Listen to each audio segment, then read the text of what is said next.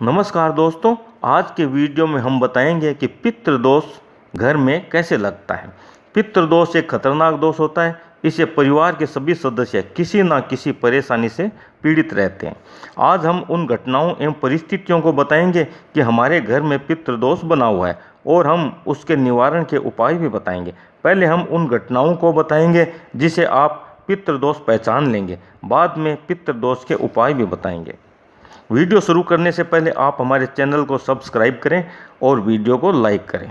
कुंडली के 9वें भाव में सूर्य और राहु की युति हो रही है तो पितृदोष बनता है। शास्त्रों के अनुसार सूर्य और राहु जिस भाव में बैठते हैं उस भाव के सभी फल को नष्ट करते हैं। व्यक्ति की कुंडली में यह एक ऐसा योग है जो बहुत ही सारे दुखों को एक साथ देने में क्षमता रखता है। इसी दोष को पितृदोष कहते हैं। यदि गुरु ग्रह राहु केतु शनि से पीड़ित है तो भी पितृदोष लगता है। यदि किसी व्यक्ति ने घर के बड़े बुजुर्गों पूर्वजों को प्रताड़ित या अपमानित किया है या उनकी हत्या की है तो एक भारी पितृदोष लगता है। अब हम उन परिस्थितियों को बता रहे हैं जिसे हम पता लगा लेंगे कि हमारे परिवार पर पितृदोष लगा हुआ है। यदि परिवार के लड़के लड़कियों की शादी नहीं हो रही हो, बार बार सगाई की बात बनते बनते बिगड़ जाती हो तो ये पितृदोष के संकेत हैं। यदि परिवार के सदस्यों के काम धंधे बंद हो रहे हों, बार बार काम धंधे बदलते रहते हों, सभी छोटे बड़े काम धंधे बंद हो रहे हो तो यह एक पितृदोष के संकेत हैं। यदि परिवार के लोगों में आपस में लड़ाई झगड़े कलह हो रही हो, एक दूसरे पर विश्वास नहीं रहता हो या एक दूसरे के घर आना जाना भी बंद हो गया हो तो यह पितृदोष के कारण ही हो रहा है। यदि घर में तुलसी का पौधा रोज़ पानी देने के बावजूद भी नहीं पनप रहा हो या दूसरे पौधे देखभाल करने के बावजूद भी नहीं बढ़ रहे हो, पहले से लगे हुए पौधे नष्ट हो गए हो, घर में गंदगी दीवारों पर सीलन बनी रहती हो तो एक पितृदोष की निशानी है। पितृदोष से घर के सदस्य, संतान, बड़े बुजुर्ग हमेशा किसी न किसी बीमारी से पीड़ित रहते हैं या एक के बाद एक सदस्य बीमार पड़ते रहते हैं। यह भी पितृदोष की निशानी है।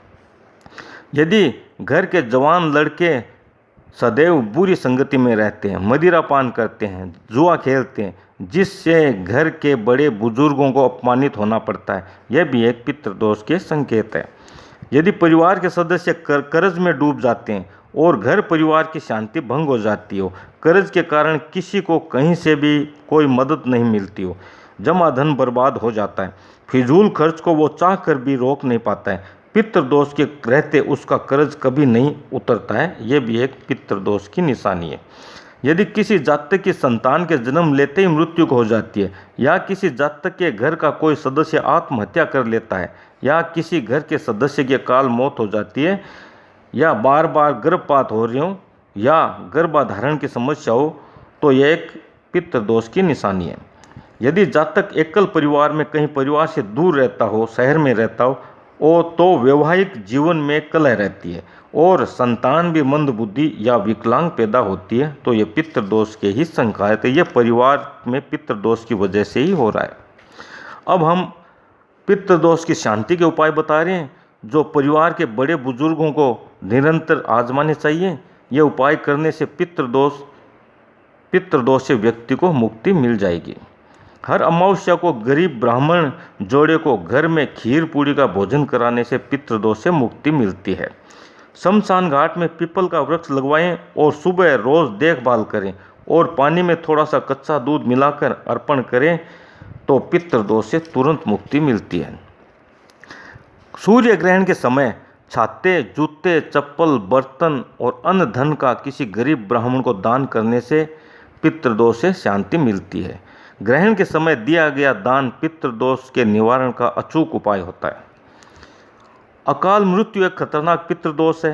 यदि पितृदोष से अकाल मृत्यु हो गई हो तो मद् भागवत गीता का पाठ करवाएं। अगर मामला जटिल हो तो मद् भागवत गीता का पाठ का आयोजन कराने से सारे पितृदोषों से मुक्ति मिल जाती है। इसे हमारे पूर्वजों की आत्मा को शांति भी मिलती है। पितृपक्ष या श्राद्धों में कौवों और कुत्तों को हलवा पूरी खिलाने से पितृदोषों से मुक्ति मिलती है। यदि रोज़ भीगे हुए गेहूँ यानी अंकुरित गेहूँ सुबह रोज़ गाय को खिलाएं तो सारे पितृदोषों से मुक्ति मिलती है। यदि किसी व्यक्ति के परिवार में खतरनाक पितृदोष है, तो यदि जातक समक्ष है तो गया जी तीर्थ जाकर वहाँ पितरों का विधि पूर्वक तर्पण करें, पिंडदान करें, तो सारे पितृदोषों से अवश्य मुक्ति मिलती है।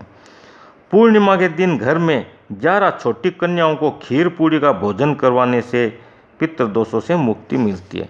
इसी के साथ हम वीडियो से विराम लेते हैं। जय राम जी की जय हिंद।